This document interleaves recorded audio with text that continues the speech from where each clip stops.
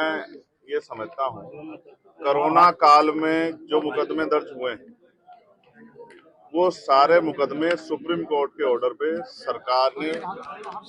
ने कहा कि हम वापस ले रहे हैं, लेकिन क्योंकि हम लोग वैचारिक तौर पे सरकार से लड़ रहे हैं,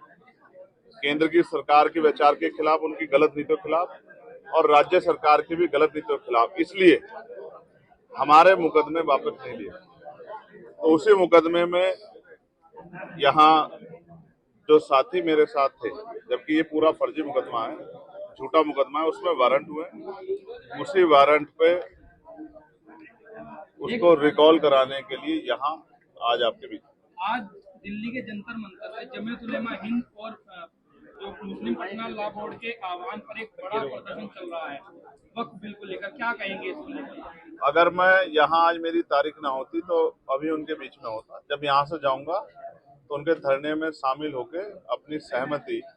और अपना समर्थन उनको दूंगा, क्योंकि जिसके हक पर डाका पड़ेगा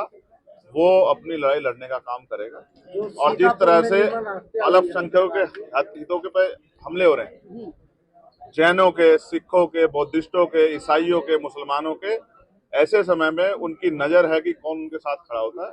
और हम हर कमजोर के साथ, जिसको परेशान किया जा रहा है सरकार द्वारा, उसके साथ खड़े। शिवालू चौधरी के बयान पर आपने कहा था कि पश्चिम उत्तर प्रदेश में वो एक अलग अपना प्रतिनिधि बनाना चाहती है, बीजेपी की चाल है। मैं आज स्पष्ट कर रहा हूँ, अनुज हमारे क्षेत्र के हैं, मैं उनको भी कहना चाहता हूँ कि वो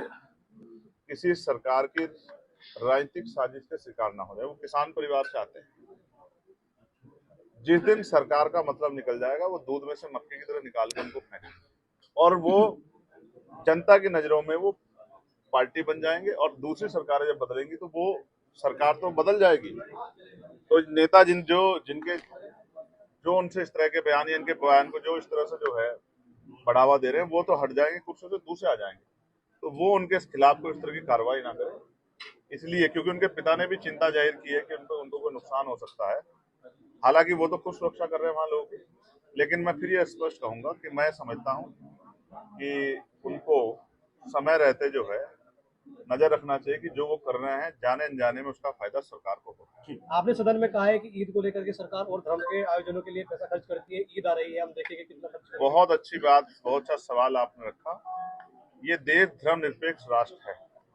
यहाँ सभी धर्मों का सम्मान होता है, और भारतीय जनता पार्टी का नारा है सबका साथ सबका विकास। तो जिस तरह से अब ईद का त्योहार आ रहा है, अभी